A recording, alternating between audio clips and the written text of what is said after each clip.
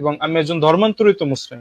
তো এই কারণে আমি আসলে আপনাকে এটা বলতে চাইছি যে কেন আমরা সনাতন ধর্মকে গ্রহণ করব। মানে আমার প্রশ্নটা হচ্ছে এখানে, যে আপনি যেখানে বলেছেন না যে সব ধর্মের থেকে হচ্ছে সনাতন ধর্ম এগিয়ে, তো এটা হচ্ছে আপনার কথা। এখন আমার কথা হচ্ছে না, যে না, সনাতন ধর্ম সব ধর্মের থেকে এগিয়ে না। তো সেই কারণে আমি আপনাকে এটা পাল্টা প্রশ্ন করছি যে কেন আমরা সনাতন অবশ্যই ধর্মকে গ্রহণ করব। জি। না, গ্রহণ করব না। আপনি বলতে পারেন যে কোন দিক দিকে এগিয়ে, আমাকে আমার প্রশ্নের আনসার দেন, আমি আপনাকে আনসার দেবো। কিন্তু আমি বলি নাই যে কেন আপনারা সনাতন ধর্ম গ্রহণ করবেন। আমি জাস্ট বলেছি অন্যান্য ধর্ম থেকে আমাদের সনাতন ধর্ম এগিয়ে। তো আপনি যদি বলেন যে না, আমার ইসলাম ধর্ম এগিয়ে, তাহলে আসেন দাদা বসি, আমরা যুক্তির মাধ্যমে যাই। ঠিক আছে না, যুক্তির মাধ্যমে যাই। আর পাবলিক যারা আছে সবাই কমেন্ট করুক, সবাই দেখুক যে আমি কেন বলেছি আমাদের সনাতন ধর্ম এগিয়ে। এটাও সবাই দেখুক, এটাই আমার কথা। আমি জি, বলি নাই যে তাহলে আপনারা বলতে মূর্তি পূজার কথা বলে নাই, কিন্তু বেদের মাঝে ঈশ্বর নিজে বলেছে যে তোমরা দেব দেবীর পুজো করো। হ্যাঁ, তাহলে না না, দেব দেব দেবীর দেবীর পুজো করো, তাই না? আচ্ছা, দেব হ্যাঁ। ইব্রাহিম দেবীর ভাই, পুজো করো। আমি আপনার অনুমতি সাপেক্ষে আমি দাদাকে একটু মানে বিষয়টা ক্লিয়ার হওয়ার জন্য একটু মানে একটা প্রশ্ন করতে চাই। দাদা, আপনি যে বলছেন যে আপনাদের বেদের মধ্যে ঈশ্বর বলছে দেব দেবীকে আরাধনার মাধ্যমে ঈশ্বরকে প্রাপ্ত করার জন্য, যে কথাটা বলছেন এটা আমাকে একটু রেফারেন্সটা একটু দিবেন তো, বেদের কোন জায়গায় এই কথাটা বলছে? কারণ আমরা দাদা তো বিশেষ করে, জি জি দাদা, আমি কারদিন ভাবে বলতেছিলাম। অবশ্যই দাদা, আপনি রেফারেন্স চাইছেন, আপনাকে অবশ্যই রেফারেন্স দেব। আমি রেফারেন্স যদি চান তাহলে আমি আপনাকে একবারে রেফারেন্স শো নিয়ে আপনাদেরকে আমি লাইভ শো করব। আমার পেজে হরিভক্ত ঠাকুরের মধ্যে, আমার পেজের মধ্যে আপনাদেরকে লাইভ শো করব। তো এখানে মাঝে কিন্তু আপনারা অনেকেই বলেছেন যে আমি নাকি পলায়ন হয়েছি, আসলে একটু ব্যস্ততার কারণে আমি আপনাদের লাইভে আসতে পারিনি। তো দাদা আমাকে রবিদাস রিকোয়েস্ট ঠাকুর করেছে যে আপনি রবিদাস ঠাকুর দাদা, রবিদাস ঠাকুর দাদা, কারণ আমরা রেফারেন্স ছাড়া যদি কথা বলি তাহলে ওই যে কথাগুলা সুন্দর দেখায় না, আলোচনা সৌন্দর্য মণ্ডিত হয় না। আচ্ছা, হরিভক্ত আচ্ছা ঠাকুর ঠিক ভাই, আছে আমি ইব্রাহিম ভাই, আমি আরেকটা জিনিস। ইব্রাহিম ভাই আমি হ্যাঁ, আরেকটু যে, আচ্ছা যাক, সমস্যা নাই। আমরা তো বৈদিক শাস্ত্র নিয়ে বিশেষ করে আমরা গবেষণা করি, স্টাডি করি, তো আমি ওই ধরনের ভার্স পাই নাই বেদের মধ্যে বিশেষ করে। সেজন্য দাদার থেকে আমি ওইটা জানার জন্য রেফারেন্সটা চাইছিলাম। যেহেতু দাদা এখানে রেফারেন্স নিয়ে আসে নাই, আমি এটা চলে যাচ্ছি। আমার এখানে একটা প্রশ্ন হচ্ছে কি, দাদা এখানে বলছে যে হিন্দু ধর্ম হচ্ছে সমস্ত ধর্মের চেয়ে শ্রেষ্ঠ। তো আমি এই বিষয়ের উপর কি আমি দাদাকে কিছু প্রশ্ন করতে পারি? যদি দাদা দাদা আমি অনুমতি দেয় তাহলে বলেছি, আমি প্রশ্ন আমি করব। আমি না বলেছি যে না, অন্যান্য ধর্ম থেকে আমার সনাতন ধর্ম এগিয়ে। আমি কখনো বলি নাই যে সর্বশ্রেষ্ঠ আমাদের সনাতন ধর্ম, আমি বলছি জি জি, অন্যান্য ধর্ম দাদা থেকে একই, আমার সনাতন ধর্ম। তখন আপনার কাছে জি প্রশ্ন দাদা থাকতে পারে কথাটা দাদা একটু একই। যে দাদা, দাদা কথাটা একই যে যেমন নাকি আমরা বাংলাদেশিরা পানি পানি খাই বলি, তারপর আচ্ছা কলকাতা হিন্দুরা বলে কি আমরা জল খাই, সেম কথা আপনি বলছেন অন্যান্য ধর্ম থেকে সনাতন ধর্মটা এগিয়ে। তো এখানে আমি এই কথা অনুযায়ী মানে বোঝা যাচ্ছে কি অন্যান্য ধর্ম অনুযায়ী আপনার ধর্মটা শ্রেষ্ঠ, এই কথায় সেম কথা। তা আমি কি এই বেসের উপর কিছু প্রশ্ন রাখতে পারি, কিভাবে এটা জি শ্রেষ্ঠ হতে পারে? বিষয়টা হচ্ছে কি, আচ্ছা আপনাদের ধর্ম আপনি বলতেছেন হচ্ছে সর্বশ্রেষ্ঠ, তো সর্বশ্রেষ্ঠ বা উঁচু ধর্ম অবশ্যই সেটা সাইন্টিফিক ভাবে প্রমাণিত হতে হবে এবং মানবিক হ্যাঁ, হতে হবে। তারপরে জি। হচ্ছে কি তো বলে, আপনি মানুষের যখন মানুষের যে প্রশ্ন করেছেন তাহলে আপনাদেরকে আমি কয়েকটা প্রশ্ন করতে চাই। তো আমি কেন বলেছি আমাদের সনাতন ধর্ম অনেকটাই এগিয়ে। তো এখানে যে জায়গাতে যুক্তিতে সবকিছু মানে প্রমাণ করা হবে, কারণ যুক্তি এখন আমি বেস্ট মনে করি যে যুক্তির মাধ্যমে যদি দাদা, এটা যদি হ্যাঁ সবাই এটা, বুঝতে পারে তাহলে যুক্তি আমার। জি দাদা সেটা বলতেছি যে আপনি যেটা বলছেন না, এখন তো দ্বিতীয় আমরা কথা, তো বিশেষ আমাদের করে, সনাতন ধর্মে দাদা, দাদা আমাদের দাদা সনাতন আমাকে, ধর্মে একটাই। দাদা জি বলেন। দাদা আমাকে একটু বলতে দেন, আমাকে প্রশ্নটা রাখতে হবে, ঠিক আছে? তো বলতেছি আপনি যেহেতু বলছেন শ্রেষ্ঠ, তাহলে শ্রেষ্ঠ থাকতে হলে তো এটার কিছু গুণাবলী থাকতে হবে। ওই ধর্মের মধ্যে অবশ্যই সাইন্টিফিক এরর থাকতে পারবে না, অমানবিক কোনো কথা অবশ্যই থাকতে পারবে না, তারপর হচ্ছে নারী অবশ্যই বিদ্বেষী কোনো কথা থাকতে পারবে না, কুসংস্কার কোনো অবশ্যই কথা থাকতে পারবে না। তারপর হচ্ছে আপনার ওই যে মানুষের মানুষের ডিভাইডেড, ঠিক আছে, মানুষের মানুষ উঁচু নিচুতে যে ভাগ হয় সেটা থাকতে পারবে না। কিন্তু আমরা যদি দেখি, আমরা সনাতন শাস্ত্রের প্রতিটা জায়গায় জায়গাতে এ ধরনের বিষয়গুলো পাচ্ছি, সাইন্টিফিক এরর, তারপর অমানবিক কথাগুলো পাচ্ছি, কুসংস্কার কথাগুলো পাচ্ছি, নারী বিদ্বেষী কথাগুলো পাচ্ছি, এবং মানুষের মানুষের যে ডিবেটেড আছে সেই কথাগুলো পাচ্ছি। তো কিভাবে এই ধর্মটা শ্রেষ্ঠ হতে পারে? আপনি যদি চান আমি এখানে যে পয়েন্ট গুলা দিলাম সেই পয়েন্টের প্রতিটা পয়েন্টের পক্ষে পক্ষে আমি বেদ থেকে, আপনাদের বিভিন্ন শাস্ত্র থেকে আমি রেফারেন্স আপনাকে বলতে পারি, রেফারেন্স দিতে পারি আপনাকে। এখন দাদা আপনাদেরকে প্রশ্ন করি, যেমন আমি একজন মানুষ, আমাকে কেউ যদি মারতো আসে, আমি আমার জান রক্ষা করার জন্য সেখান থেকে হয়তো পলায়ন হবো, নাহলে তার বিরুদ্ধে আমি অস্ত্র নেব। ঠিক তেমনি না না আপনি দাদা, যদি আচ্ছা আমি একটা আপনাকে দিয়ে ঋগ্বেদের, এটা যদি আপনি দেখেন আর্য সমাজে অনুবাদ, এক ধর্মদেব বিদ্যমাতন্ডের অনুবাদ, সে এখানে স্পষ্টভাবে ঋগ্বেদ প্রথম মন্ডল ৮৪ নং সূত্র ৮ নং মন্ত্রে এখানে সে বেদের বৈদিক রাজ্য প্রধানকে নির্দেশ দিচ্ছে, যে লোক সকল বৈদিক ঈশ্বরের আরাধনা করে না, যার মনে বৈদিক ঈশ্বরের প্রতি অনুরাগ ভালোবাসা নেই, তাকে পা দিয়ে পাড়িয়ে হত্যা করো। তো এখানে তো আপনাকে মারতে আসে নাই, এখানে বরং শুধুমাত্র বৈদিক ঈশ্বরকে মানে বেদের ঈশ্বরকে আরাধনা করতেছে না, তার প্রতি ভালোবাসা পোষণ করতেছে না, সেজন্য তাকে হত্যা করতে বলতেছে। তা আপনি এই দাদা, বিষয়টাকে কিভাবে আমি কোন দেখেন? কথা বলছি, আমি কোন কথা বলছি আর আপনি কোন কথা বলছেন, আগে আমার কথাগুলো শুনেন আগে। প্রথম প্রশ্ন, কেউ যদি আমাকে মারতে আসে, হয়তো আমি আমার আত্মসম্মান রক্ষা করতে হয়তো অস্ত্র তুলে নেবো, নইলে পলায়ন হবো। একটা পিঁপড়াকে যদি কেউ মারতে যায়, পিঁপড়াও সে বাঁচার জন্য পলায়ন হয়। একটা পশুকে যদি মারতে চায় মানুষ, তাহলে সেও বাঁচার জন্য পলায়ন হয়। একটি কীট পতঙ্গ, এই পৃথিবীতে যা কিছু সৃষ্টি হয়েছে, এই বিশ্ব ব্রহ্মাণ্ডে যা কিছুই জীবজন্তু প্রাণী আছে, একজন আরেকজনকে মারতে গেলে সে পলায়ন হওয়ার চেষ্টা করে। তো আমরা জানি, কাউকে যদি আমরা মারি, যদি একটা মানুষ যদি আমরা খুন করি, এটার অপরাধ আমরা শাস্তি ভোগ করবো। হয়তো আমাদের আইন আদালত আছে, সেখানে গিয়ে আমরা শাস্তি ভোগ করবো। না দাদা, আমরা দাদা দাদা আমি আমি আপনি যে কথাটা বলছেন না, এটা তো বেদের সাথে মিলতেছে না। বেদ বলতেছে কি, বেদের রাজ্য প্রধানকে বেদ নির্দেশ দিচ্ছে কি, যে লোক সকল বৈদিক ঈশ্বর আরাধনা করে না এবং বৈদিক ঈশ্বর প্রতি ভালোবাসা অনুরাগ পোষণ করে না, তাকে পা দিয়ে পিষিয়ে হত্যা করতে হবে। তারপর আপনি যদি আরো দেখেন অথর্ববেদ খণ্ড ১২ সূক্ত হচ্ছে ৫ নং মন্ত্র বলা হচ্ছে, তু বেদ নিন্দুক কাঠডাল চিরডাল, মানে যারা বেদের শিক্ষাকে মানে না, বেদের বিরুদ্ধে কথা বলে থাকে, কাঠডাল পাঠডাল ফুক দে, জ্বালা দে, বর্ষকার দে, এই সমস্ত কথাগুলো আমরা পাচ্ছি। তারপর হচ্ছে আপনি যদি আরো দেখেন যজুর্বেদ দাদা, সপ্তম অধ্যায় ৪৬ নং আমি মন্ত্র, একটা কথা এখানে বলি, বলা হচ্ছে কি, এখানে কিন্তু রেফারেন্স, আচ্ছা একটুখানি একটুখানি এখানে কিন্তু খায়রুদ্দিন ভাইবার্স, খায়রুদ্দিন ভাইবার্স, রেফারেন্স তুমি একটু নিয়ে কোনো খায়রুদ্দিন ভাইবার্স, আলাপ, খায়রুদ্দিন দাদা ভাইবার্স, আমি আপনাকে একটু বলি, ছোট এখানে করতে কোনো বলি, রেফারেন্স নিয়ে কোনো আলাপ চলতেছে না। আপনাকে যদি বলি, এটা বলেছিলাম। এখানে আচ্ছা শুধু তাহলে যুক্তি, এখানে শুধু আচ্ছা যুক্তি, যুক্তি, এখন খায়রুদ্দিন বিষয়টা ভাইবার্স। হচ্ছে যুক্তি, যুক্তিটা আমি কোথায় অ্যাপ্লাই করব? ঠিক আছে, যুক্তিটা আমি আমি তো আমি আপনার আমি বুঝতে পেরেছি, ধর্মগ্রন্থের, আমি বুঝতে পেরেছি, আচ্ছা আচ্ছা ঠিক আমি আছে, বুঝতে আচ্ছা আমি পেরেছি। আচ্ছা আমি এই পয়েন্টটা চলে গেলাম, আমি এই পয়েন্টটা ছাড় দিলাম। আমি যদি আরো যদি দেখি আপনার যে আপনার যে কি বলে যজুর্বেদে দেখি যে মানে সাইন্টিফিক ইরর গুলো আছে, সেগুলাকে আপনি কিভাবে দাদা আমাকে একটু বলতে দেন। আপনারা প্রশ্ন হরিবক্ত করেছেন, আমি ঠাকুর ভাই, বলেছি অন্যান্য ধর্ম হরিবক্ত থেকে ঠাকুর ভাই, আমাদের সনাতন ধর্ম এগিয়ে। আমি কেন বলেছি, আপনারা আপনি যুক্তির বলেন, মাধ্যমে আপনি বলেন। দেখেন। তো বিষয়টি হলো, প্রত্যেকটা প্রাণী কিন্তু বাঁচার জন্য যে আছে, অন্যান্য প্রাণীর মধ্যে নাই।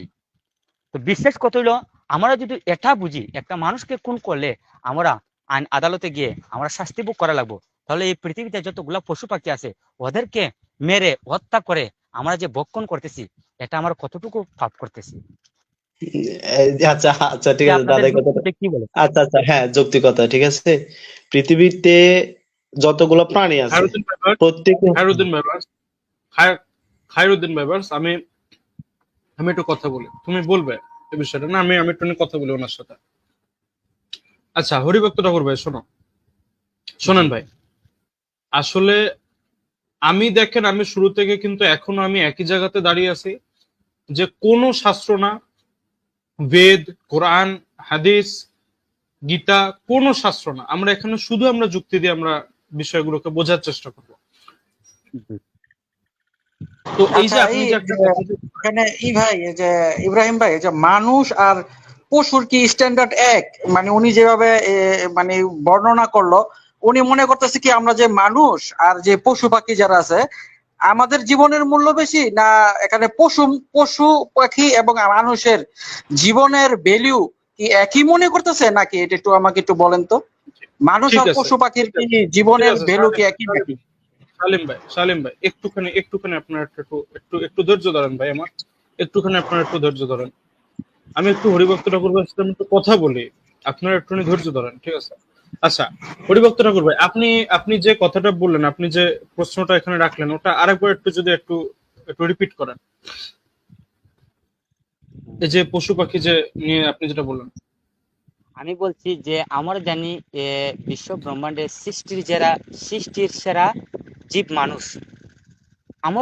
আমরা যে মানুষ সৃষ্টি হয়েছে, আমরা হইলাম সর্বোচ্চ স্থান দিয়েছে আমাদের ঈশ্বর। তো হুম, আমাদের তো জ্ঞান আছে, বুদ্ধি আছে, সবকিছু আছে। আমরা যদি একজন মানুষকে খুন করি, আমরা শাস্তি ভোগ করি।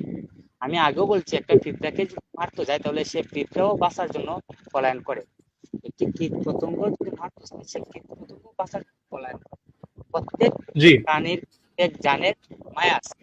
তা আমরা যে এসব প্রাণীগুলা মানে জীবগুলা হত্যা করে নিজে ভক্ষণ করতেছি, এগুলা কি আমরা পাপ করতেছি না পুণ্য করতেছি? এটা আপনারা যুক্তির মাধ্যমে আচ্ছা, আচ্ছা ইব্রাহিম ভাই, এখানে এখানে আমি একটা যুক্তি দিয়ে একটা কথা বলি। এখানে মানুষই যে শুধু প্রাণী খায় তা তো না, আপনার অন্যান্য প্রাণীও কিন্তু অন্যান্য প্রাণীকে খায়। এখন আমরা যদি এরকম করি যে মানুষ যদি কোনো মানুষকে হত্যা করে তাহলে কিন্তু মানুষের ফাঁসি হয়ে যায়। তখন একটা বাঘ যদি হরিণ খায় তাহলে কি ওই বাঘের ধইরা কি আমরা ফাঁসি দিয়ে দিব? আচ্ছা, দাদা, ঠিক ওই আছে, যে আমি ঠিক আছে। হরিণ এই খাওয়ার জন্য তো সেই বাঘকে কি না না এখানে সালিম ভাই, ইব্রাহিম ভাই এটা কিন্তু না একটু ওনাকে একটু না, না, একটু আমি একটু এটার বুঝে জন্য, এটার জন্য সালিম ভাই, এই যে আপনার একটা এই উত্তরের জন্য বিষয়টা এদিক থেকে ওদিকে কিন্তু রাস্তা বদল করবে, ঠিক আছে? মানে আপনি তো বুঝতে পারছেন আমি এটা কি বলতে চাইছি, আপনি তো বুঝতে পারছেন আমি এটা কি বলতে চাইছি। মানে বিষয়টা এদিক থেকে আচ্ছা ওদিকে আচ্ছা কিন্তু চলে ব্যাপারটা যাবে, আপনি তখন বলুন।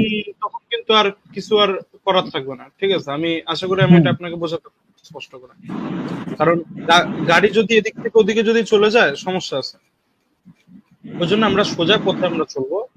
তো যাই হোক, যেটা বলছিলাম, হরিভক্ত ঠাকুর ভাই, আপনি এই যে একটা যে কথা বলেছেন, এই যে মানুষ হচ্ছে সর্বশ্রেষ্ঠ, হ্যাঁ, সৃষ্টির মধ্যে, একদম ঠিক। আর একটা 2 নম্বর কথা যেটা আপনি বললেন, এই যে তাহলে এই যে এত যে পশু পাখি যে হত্যা করা হচ্ছে, তো এগুলো কি ঠিক করছে? তো ভাই আমি আপনাকে একটা প্রশ্ন করতে চাই পাল্টা, ওটার উত্তরটা দিলে তারপর আমি আবার কন্টিনিউ করব, এটা আপনার এই উত্তরটা আমি দেবো ইনশাল্লাহ। আমি যে প্রশ্নটা আপনাকে করছি যে, আচ্ছা ভাই, আমরা প্রাণী হত্যা না করে কি আমরা থাকতে পারবো? মানে এটা কি সম্ভব? দাদা, এখন আপনি আপনার প্রশ্ন করেন। আপনার যদি কোন প্রশ্ন থাকে তাহলে আমি আনসার দেওয়ার চেষ্টা করব।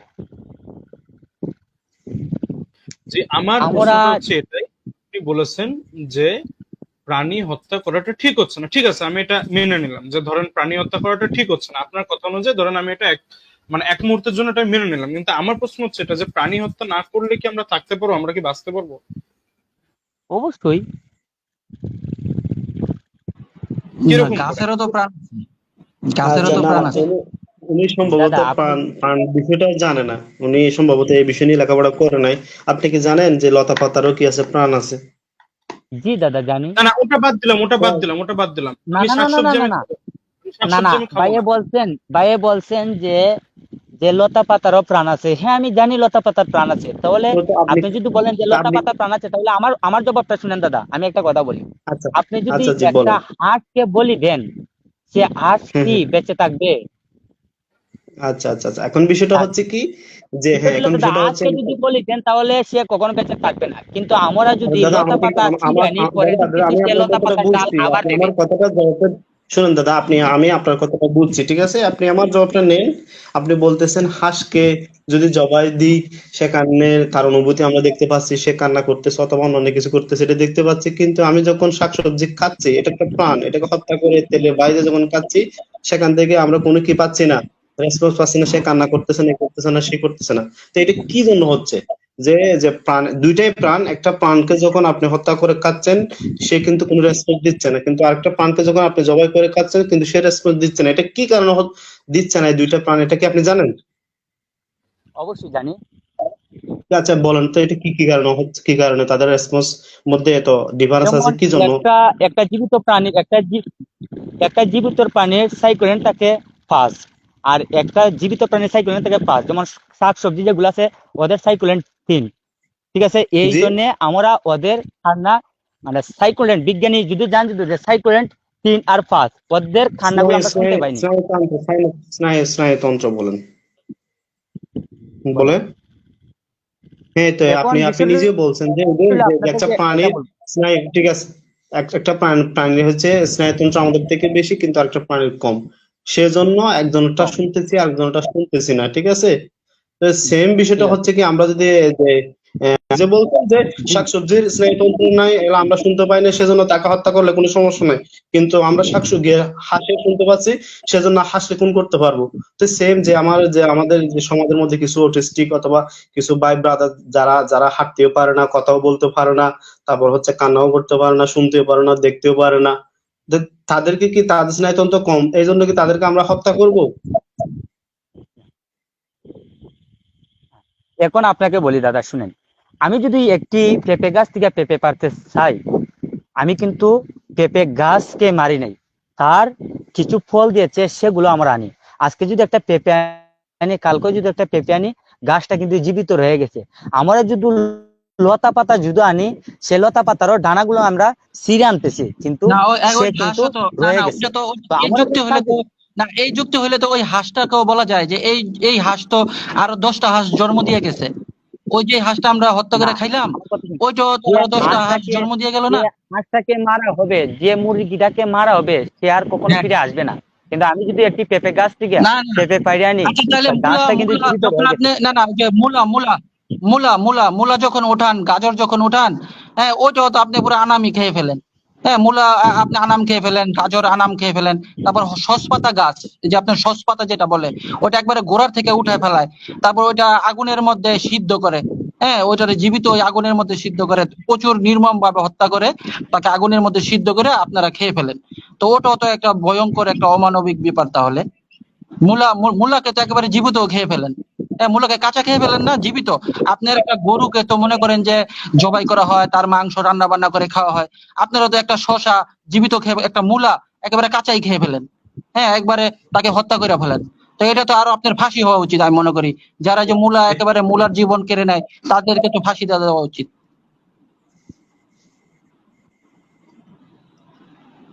আমরা এখন যে দাদার সাথে যে কথাগুলো বলছি না, দাদা বলছেন আমি যুক্তি এবং মানে যুক্তি দিয়ে কথা বলবো, সেজন্য আপনি যদি চান আমরা আপনাদের বৈদিক শাস্ত্র থেকে দেখাতে পারবো। বৈদিক শাস্ত্রে স্পষ্ট ভাবে পশু বলি এবং গোমাংস খাওয়ার কথা বলা আছে, আপনি চাইলে আমরা এটা দিতে পারবো। তবে আপনি যেহেতু শাস্ত্রের রেফারেন্সের ঠিক দিকে আছে যাচ্ছেন না, খায়রুদ্দিন ভাই, যুক্তি এবং লজিকের কোনো দিকে যাচ্ছেন, কোনো শাস্ত্র সেজন্য না, আমরা কোনো আপনার সাথে শাস্ত্র না। লজিক্যালি কথা বলতেছি। খায়রুদ্দিন ভাই কোনো শাস্ত্র না। আচ্ছা এবারে এবারে আপনারা এতক্ষণ ধরে কথা বলেছেন, এবারে এবারে আমি আমি একটা কথা বলি। হরিভক্ত ঠাকুর ভাই দেখেন, আমি আপনাকে কি প্রশ্ন করেছিলাম? আমি আপনাকে এই প্রশ্ন করেছিলাম, যদি আমরা প্রাণী হত্যা না করি তাহলে কি আমরা বাঁচতে পারবো? তা আপনি বলেছেন যে কেন পারবো না। তো এখন সেখানে আমাদের এই দুই ভাই যারা প্যানেলে আছেন, ওনারা একটা প্রশ্ন রেখেছেন যে যে গাছটা কি প্রাণী হত্যা না? তো আপনি সেখানে বেশ কিছু যুক্তি দিয়েছেন যে না, গাছের পেঁপে বা গাছের ফল যদি আমরা খেয়ে নিই তো সেটা তো মরবে না। আমাদের এক ভাই বলল যে তাহলে এই যে মূলা গাছ, তাহলে এই যে গাজর গাছ, তাহলে এগুলো যে তুলছে তাই এগুলো তো মূল শুদ্ধ তুলে নিচ্ছে, তাই না? তো ওটা তো আর ফিরে আসবে না। একদম রাইট, মানে একদম ঠিক কথা। আমি তার থেকেও সুন্দর একটা দাদাকে আমি উদাহরণ প্রশ্ন আপনার করি, কাছে দাদাকে আমি একটি প্রশ্ন করি। আমি আমাদের আমি আমাদের প্রশ্ন সিম্পল লেখা আছে শাস্ত্রের মধ্যে, যে জিনিসটা আমরা, আমার কথা শুনেন দাদা, এখানে প্রশ্নটা হয়েছে যে এই বিশ্ব ব্রহ্মাণ্ডে কে সৃষ্টি করেছে? ঈশ্বর সৃষ্টি করেছে।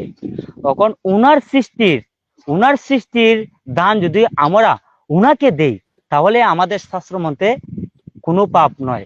যেমন আমরা শাকসবজি, যে আমাদের শাকসবজি, আমি দাদাকে একটা কথা বলি, শাকসবজি আমরা যে রন্ধন করে কিন্তু আগে আমরা ভগবানের কাছে প্রার্থনা করে তারপরে সে শাকসবজি আমরা মানে প্রসাদ রূপে আমরা খাই।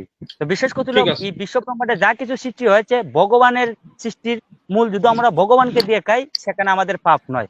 এটাই হলো আমার কথা। আমরাও ধন্যবাদ। তো এই যে আমরা খাওয়ার সময় কি বলি জানেন? আমরা খাওয়ার সময় বলি বিসমিল্লাহির রহমানির রহিম। এটা আমাদের বলতেই হয়, যে কোনো খাবার। পানি খাওয়ার সময় আমরা বলি বিসমিল্লাহির রহমানির রহিম। তো এটা তো আপনার মতোই হইলো তাইলে। ভাই ভাই আমাকে একটুখানি বলতে দেন ভাই, ভাই আমাকে একটুখানি বলতে দেন। আপনারা আপনারা একটুখানি যদি একটু ধৈর্য ধরেন। আচ্ছা হরিভক্ত ঠাকুর ভাই, আমি এখানে আমি বুঝতে পারলাম আপনার আপনার যে কথাটা, এটা নিয়ে আমি পড়ে আসছি। এই কারণে আমি শুরুতে বলেছিলাম যে বিষয়টা যদি স্টেপ বাই স্টেপ যদি যায় তাহলে ঠিক আছে। রাস্তা দিয়ে গাড়ি এদিক ওদিক হচ্ছে, এটা আমি বুঝতে পারছি। আমি আপনাকে যেটা বলছি, আমি আপনার কাছে একটা প্রশ্ন রেখেছিলাম যে আমরা কি প্রাণী হত্যা ছাড়া কি বাঁচতে পারি? আপনি বলেছেন কেন বাঁচতে পারি না। আমি আপনাকে একটা প্রশ্ন করি, যখন কোনো বাচ্চা শিশু যখন মানে জন্ম যখন হয় তারপরে সে ঘরে তার পরিবারের কাছে লালিত পালিত হয়, তো তখন আমরা দেখি যে বাচ্চা শিশুটাকে যাতে তার শরীরে যাতে ইনফেকশন যাতে না হয়, তার শরীরে যাতে কোনো ভাইরাস কোনো কোনো ব্যাকটেরিয়া যাতে না ঢোকে, তো সেই জন্য তাকে কি করা হয়, কোনো যখন যখন তাকে পান করানো হয় তখন সে জলটাকে উষ্ণ গরম করা হয়। এখন আমরা দেখতে পাচ্ছি যে এই যে জল উষ্ণ গরম জল যখন করা হচ্ছে বা এই যে 149 ডিগ্রি ফারেনহাইট যখন তাকে বয়েল করা হচ্ছে, যখন তাকে গরম করা হচ্ছে, তখন কিন্তু ব্যাকটেরিয়া গুলো মরে যায়, ঠিক আছে।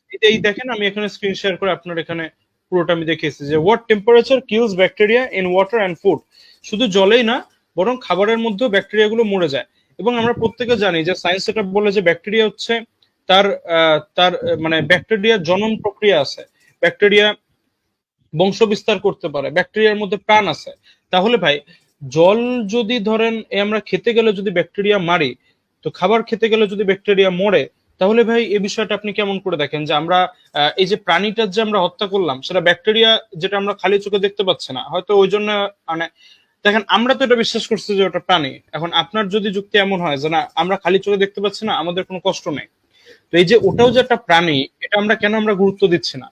আমরা গরু হাঁস মুরগি মাছ এটা কাটার সময় যতটা গুরুত্ব দিচ্ছি, কেন ব্যাকটেরিয়াটাকে যখন আমরা জল খেতে গিয়ে খাবার খেতে গিয়ে যখন তাকে উত্তপ্ত করে যখন মেরে ফেলছি, তার বংশ বিস্তারটাকে আমরা শেষ করে দিচ্ছি, তাহলে এটা কেন আমরা গুরুত্ব দিচ্ছি না? আর এটা যদি আমরা গুরুত্ব দিই তাহলে দেখেন আমরা জল খেতে পারবো না, তাহলে আমরা খাবার খেতে পারবো না, তাহলে আমার প্রশ্ন হচ্ছে এখানে তাহলে তো আমরা বাঁচতে পারলাম না। কারণ এটা যদি আমরা করি তাহলে কিন্তু দেখেন আমাদের শরীরে বিভিন্ন রকম ব্যাকটেরিয়া আসবে, তাই না? এবং আমরা দেখি বিভিন্ন বিভিন্ন অ্যান্টিডোটের মাধ্যমে, বিভিন্ন ধরেন কিছুর মাধ্যমে, ইনজেকশনের মাধ্যমে, হ্যাঁ, অনেক ব্যাকটেরিয়া অনেক ভাইরাস কিন্তু আমাদের শরীর থেকে মুক্ত করা হয়। তো সেটা কিরকম ভাবে মুক্ত করা হয়? সেটা কিন্তু সে মেরেই তো মুক্ত করা হয়, তাই না? সেটা কিন্তু দমন করে মুক্ত করা হয়। তাহলে ভাই আসলে প্রাণী হত্যা ছাড়া আমরা কি করে বাঁচবো? জি একটু বলবেন এটা হরিবল। দাদা শুনেন, আপনাদেরকে একটা কথা বলি, গাছের প্রাণ আছে সে সম্পর্কে আমার অবগত আছে, গাছেরও প্রাণ আছে সে সম্পর্কে আমার অনেকটাই অবগত আছে। তো আপনাকে একটাই বলেছি যে আমাদের বিশ্ব ব্রহ্মাণ্ডে সৃষ্টি করেছে সব কিছু, ওনাকে দিতে গিয়ে ওনাকে যদি আমরা দেই তাহলে সেটা আমাদের পাপ নয়। তো বিশেষ কথা হলো আমি আগেও বলেছি এখনো বলতেছি যে লতা পাতার সাইকুলেন্ট দিয়ে যে প্রাণীগুলো আছে হাঁস মুরগি, এগুলোর সাইকুলেন্ট হলো ফাস্ট, যে কারণে ওদের কান্না আমরা শুনতে পারি নাই আর ওদের কান্না আমরা শুনতে পারি। বিশেষ কথা হলো যে আমরা যদি মাছ মাংসকে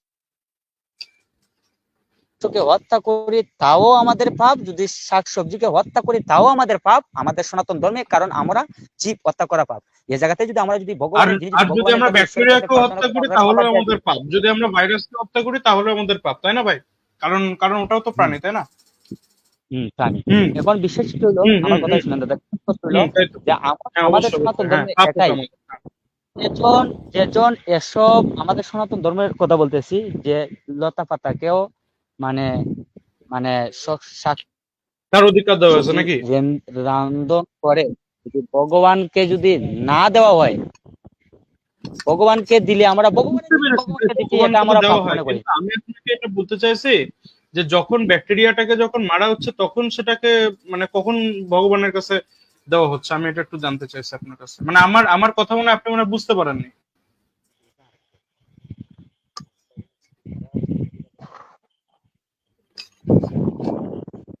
দাদা বলেন।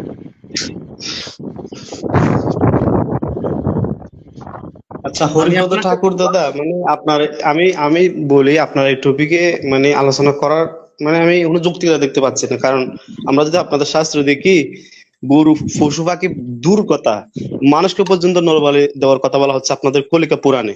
তা আপনি এখন বলতেছেন আমাদের শাস্ত্রে বলতেছে যে জীব হত্যা ওইটা, তাহলে এটার তো কোনো ভিত্তিটা থাকলো না। আপনি এটাকে কিভাবে ডিপেন্ড করবেন? জি দাদা। না যেখানে ওটা তো ঈশ্বরের উদ্দেশ্যে, না না খালিদুল ভাই ওটা তো বললো যে ঈশ্বরের উদ্দেশ্যে হইলে করা যাবে। আপনার ঈশ্বরের উদ্দেশ্যে লতা পাতা হত্যা করে ওটা জায়েজ হয়ে যায়, ঈশ্বরের উদ্দেশ্যে নরবলি জায়েজ হয়ে যায়। হ্যাঁ, মানে উনি বলতেছে যে ঈশ্বরের উদ্দেশ্য হইলে সবই জায়েজ, বেকার পশু হত্যাও জায়েজ, গাছপালা হত্যাও জায়েজ, সবই তো জায়েজ। উনি তো বললো যে না না না ঈশ্বরকে না, আমি নিবেদন করলে বলছি, হয়ে গেল। আমরা বলছি, না না আমি কথা বলি নাই যে একটা হাঁস মুরগি পশু এগুলা বলে দেবার। কারণ আমাদের গীতার শুধু মাঝে শুধু স্পষ্ট গাছপালা। লেখা আছে, আমাদের হুম। আমাদের গীতার মাঝে স্পষ্ট লেখা আছে যে ভগবানকে আমরা এই যে শাক সবজি ফল এগুলা হুম। কেবল আমরা দিতে পারবো, গীতাতে বলা তো আছে। শাকসবজি শাক ফলের জীবন আছে না, সবজি, ওটা তো দিতে পারলেন। শাকসবজির তো জীবন আছে, ওটা হত্যা করে আপনি ভগবানকে দিতে পারলেন। তো ওটা তো জায়েজ হয়ে গেল তাইলে, ওই শাকসবজি হত্যা জায়েজ হয়ে গেল না আপনার কথা অনুযায়ী? আমি তো বললাম যে আচ্ছা ভগবানের জিনিস দাদাকে আমি ভগবান একটা কাছে দিতে দাদাকে আমি গিয়ে একটা আমাদের কথা বলি এখানে দাদা আমি আপনাকে একটা কথা বলি। আপনাদের যে জন্মান্তর চক্র আছে, ঠিক আছে, জন্মান্তরবাদ যে চক্রটা আছে, সেখানে বলা হচ্ছে যে লোক দান চুরি করে সে ইঁদুর হয়ে জন্ম নিবে, আর যে লোক ব্রাহ্মণকে নিন্দা করবে সে হচ্ছে পরের জন্মে কৃমি, বুঝেন না, কৃমি হয়ে জন্ম নিবে। তো কৃমি, এই ধরনের ব্যাকটেরিয়া কিন্তু আমরা দেখতে পাই এগুলা মারা যায়। তো আপনারা নিঃশ্বাসের সময় এই সমস্ত ব্যাকটেরিয়া কৃমিগুলো আপনারা মারতেছেন, তাহলে তো এই জিনিসটা তো আর মানে দুপি টিকলো না যে প্রাণী হত্যা অথবা এই হত্যা এটা মানে জায়েজ না। আচ্ছা আচ্ছা, এটা তো খায়রুদ্দিন ভাই, এই যে ভারত হইতেছে একটা কৃষি প্রধান দেশ, আপনি জানেন? যখন আপনি যে এই মানে জমিতে চাষ দেন, ওই সময় প্রচুর প্রাণী মারা যায়। আপনি যে চাষ দেওয়ার সময় আপনি মেশিনে চাষ দেন অথবা এই যে গরুর মাধ্যমে নাঙ্গল দিয়া চাষ দেন, ওইখানে কেঁচুগুলা কাটা পড়ে, কেঁচুগুলা মারা যায় একেবারে জীবন্ত, ওদের রক্ত পর্যন্ত বের হয়ে যায় জীবন্ত, মানে তারা মারা যায় সাথে সাথে, কাটা পড়ে। মেশিনের মধ্যেও কাটা পড়ে, গরুর পায়ের নিচে কাটা পড়ে, তারপর নাঙ্গলের যে ফলা আছে ওই ফলার মধ্যে কাটা পড়ে। তো আপনারা এই যে চাষবাস করেন কিভাবে? আপনারা জমি চাষ দিলেই তো হাজার হাজার প্রাণী ওখানে মারা যায়। তো আপনারা তো কৃষি প্রধান দেশ, তো আপনারা যদি এখন কৃষি প্রধান দেশ, আপনারা যদি এখন জমি চাষ না দেন, তা আপনারা খাইবেন কি? অসংখ্য আপনাদের ধন্যবাদ ফসল হবে কিভাবে?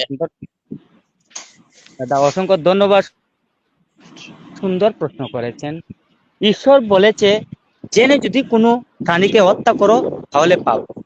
আর যে মানে যে প্রাণীটি মানে হত্যা হয়েছে আপনি যদি না দেখতে পারেন, আপনার অজান্তে যদি হত্যা হয়ে যায়, তাহলে সেটা আরে ভাই আমি এটা বলতেছেন, মানে আপনি দেখেন, ঈশ্বরের আপনি দোষ দেখেন নেই। মানে ঋগ্বেদ, জেনে শুনুন যেটাকে দাদা, আপনি পাপ দেখেন, জেনে। দাদা এটা টিকতেছে না। আপনি দেখেন ঋগ্বেদ 10ম মণ্ডল 86 নং সূক্তের 13 এবং 14 নং মন্ত্র, এখানে ঠিক বলা আছে, হচ্ছে ইন্দ্র 15 থেকে 20টা মাংস পাক করে খেয়েছেন, এবং ঠিক আপনার আছে কলিকা খায়রুদ্দিন ভাই, পুরাণের মধ্যে বলা খায়রুদ্দিন হচ্ছে। ভাই, এগুলো এগুলো এগুলো এখানে আমি আসতে দিতে আমি চাইছি না। খায়রুদ্দিন আচ্ছা ভাই আচ্ছা ভাই, আমি এগুলো রেফারেন্সটা, এখন আমি রেফারেন্সটা বলতেছি না। যেমন নাকি কলিকা পুরাণে বলা হচ্ছে একজন ব্যক্তিকে যদি একজনকে যদি নরবলি দেয় তাহলে হচ্ছে আপনার দেবী হচ্ছে সহস্র বৎসর, সহস্র মানে 1000 বছর, 1000 বছর কি পাবে সে পরিতৃপ্তি পাবে, পরিতৃপ্তি লাভ করবে। যদি ঠিক আছে, তিনজনকে ঠিক আছে। যদি নরবলি দেয় তাহলে হচ্ছে আপনার এই যে লক্ষাধিক বছর পরিতৃপ্ত হয়। তো এখানে তো আপনি ঠিক বলতেছেন আছে, যে মানে যদি অজান্তে যদি হত্যা হয়ে যায় তাহলে এটা অন্য কথা, কিন্তু এখানে তো আপনাদের শাস্ত্রে স্পষ্ট ভাবে বলে দিতে বলতেছে এটা তো অজান্তে না, এটা তো একেবারে বিধান দিয়ে দিতে ঠিক বলতেছে। আছে, তো আপনি এই ঠিক বিষয়টাকে আছে কিভাবে ডিফেন্ড খায়রুদ্দিন করবেন? ভাই। জি, দাদা, আপনাকে ঠিক আছে একটা কথা বলি। খায়রুদ্দিন ভাই। আমার এখানে আমার যে একটাই প্রশ্ন যে অজান্তের যে কথাটা বললো, অর্থ না না জেনে এখানে যে দাদা, আচ্ছা শালীম ভাই, অজান্তের কথাটা যে শালীম ভাই বললেন, এরকম, না এখানে যে শালীম ভাই এরকম অজান্তের ভাবে কথাটা যদি বললো, আলোচনা, অজান্তে, হ্যাঁ শালীম ভাই এটা এরকম উনি ভাবে আলোচনা কিভাবে করতে পারেন জানলো? ভাই? আচ্ছা ঠিক আছে, আমি এখানে কথা বলছি তাই না, মানে এরকম ভাবে তো আলোচনা হয় না।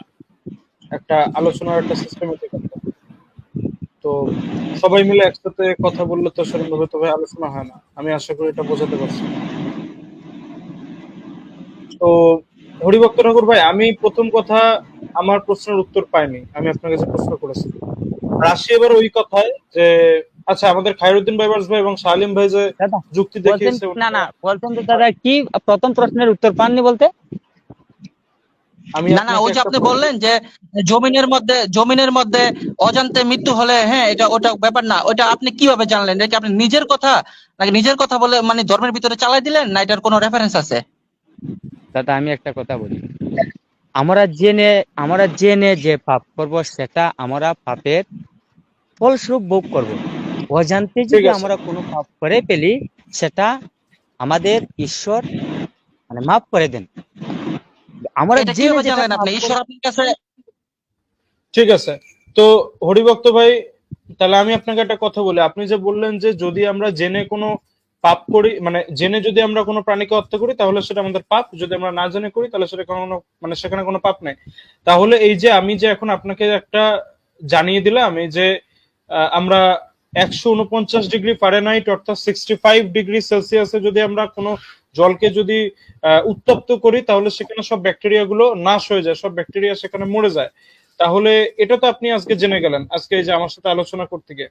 তাহলে কি ভাই আমরা মানে আমি জানি না আপনি বিবাহিত নাকি, অথবা আপনার কখনো বিবাহিত মানে হবেন আপনি অবশ্যই, অথবা যদি আপনি আপনার সামনে যদি কোনো বিবাহিত আহ পরিবারকে দেখেন এবং তাদের বাচ্চাকে যদি তারা এই যে গরম জল করে এবং জলটাকে ব্যাকটেরিয়া মুক্ত করে তার শিশুকে যদি খাওয়ায়, তাহলে তো অবশ্যই তো তাহলে তার পাপ হবে। এবং বিশেষ করে আপনিও যদি এমনটা করেন তাহলে এটা আপনার পাপ হবে, কারণ আজকে আপনি এটা জেনে নিয়েছেন যে জলকে যদি আমরা উত্তপ্ত করি তাহলে 65 ডিগ্রি সেলসিয়াস যদি আমরা উত্তপ্ত করি তাহলে সেই জলটা ব্যাকটেরিয়া মুক্ত হয়।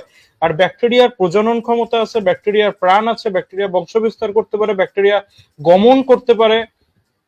তার মানে ব্যাকটেরিয়া একটা প্রাণী, তার মানে ব্যাকটেরিয়া একটা প্রাণী, আপনি প্রাণীকে হত্যা করছেন সেটা আপনার কার্যসিদ্ধির জন্য, যে আপনি জলটাকে ব্যাকটেরিয়া মুক্ত করবেন। এবং আপনি এটা আজকে জেনে গেলেন যে ব্যাকটেরিয়া একটা প্রাণী এবং আমি সেটাকে হত্যা করে আমি আমার কার্যসিদ্ধির জন্য আমি জলটাকে ব্যাকটেরিয়া মুক্ত করছি, রোগ মুক্ত করছি। তাহলে কি ভাই এটাতে আপনার পাপ হবে কি হবে না? আর যদি এটা আপনাদের পাপ হয় তাহলে ভাই আপনি সেই দূষিত ব্যাকটেরিয়া যুক্ত রোগ যুক্ত আপনি জলটা খাবেন। তাহলে এখানে আমার কোনো আমি মানে আমি তো কোনো যুক্তি এখানে পাইনি, যদি এটা আপনি কোনো একটা যুক্তি দিতেন। জি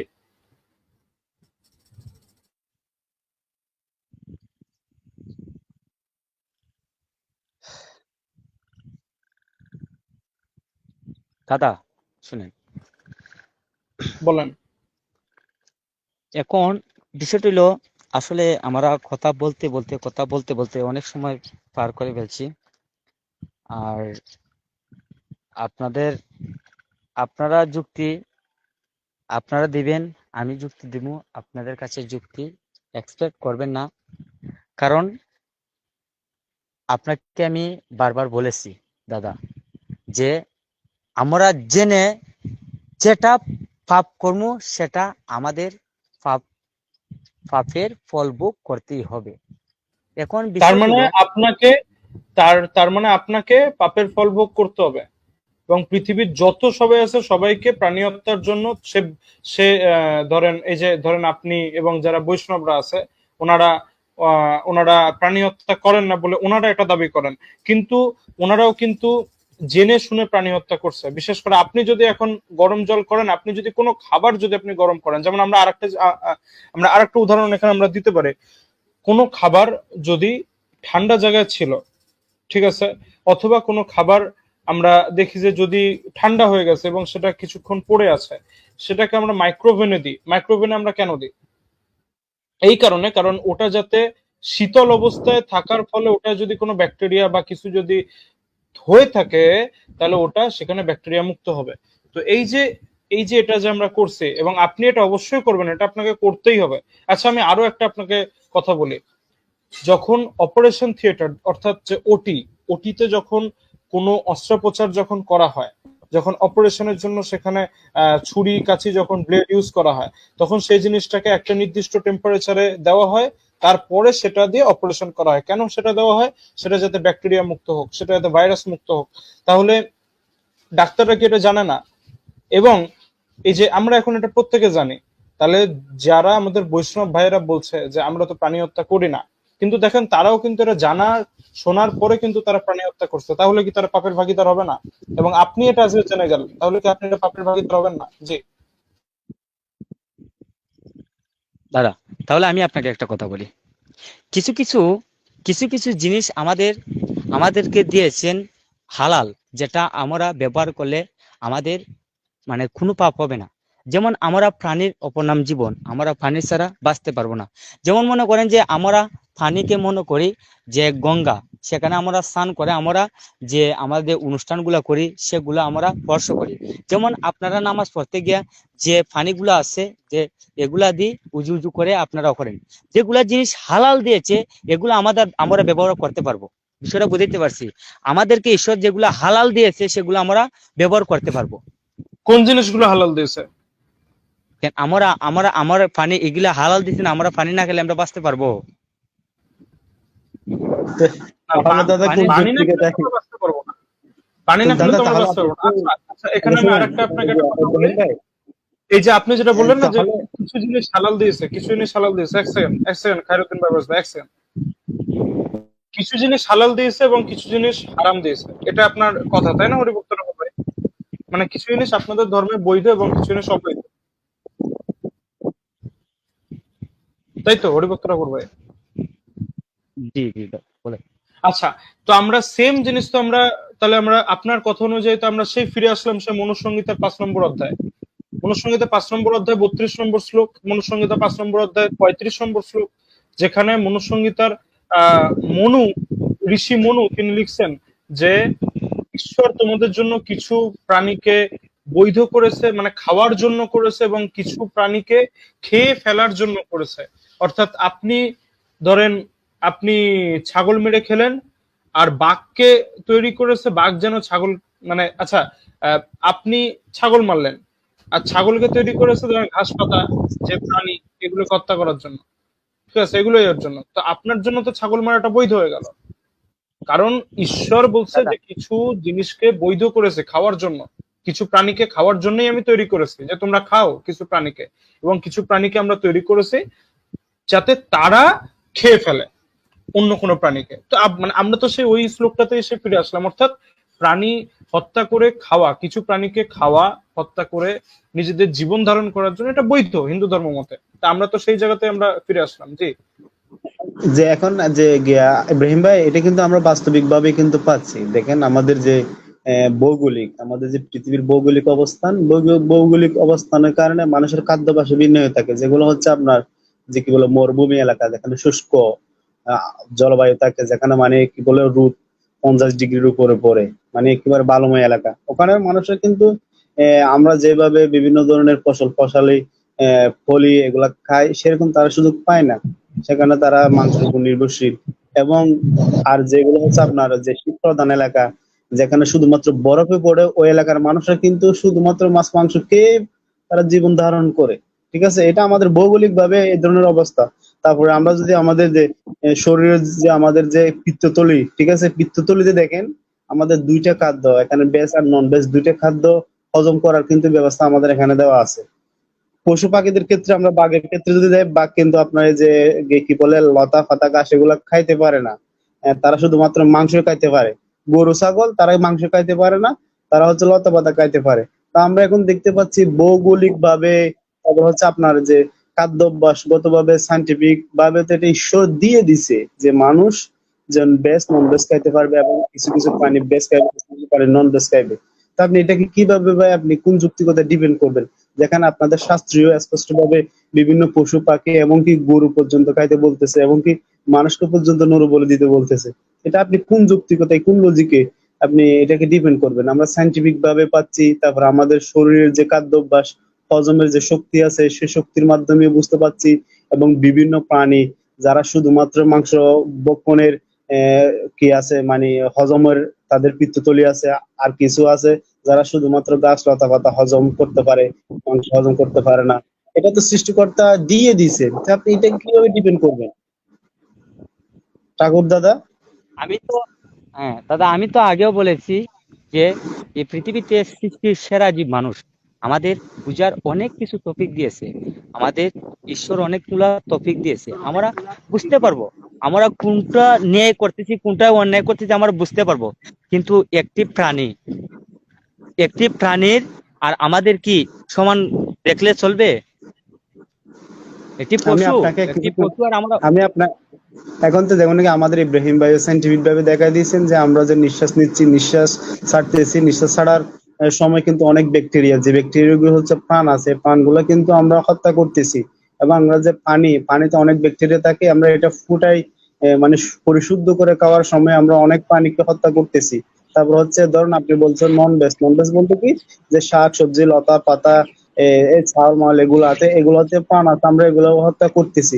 তো আপনি কিভাবে এটাকে ডিফেন্ড করবেন যে এটাও তো প্রাণ?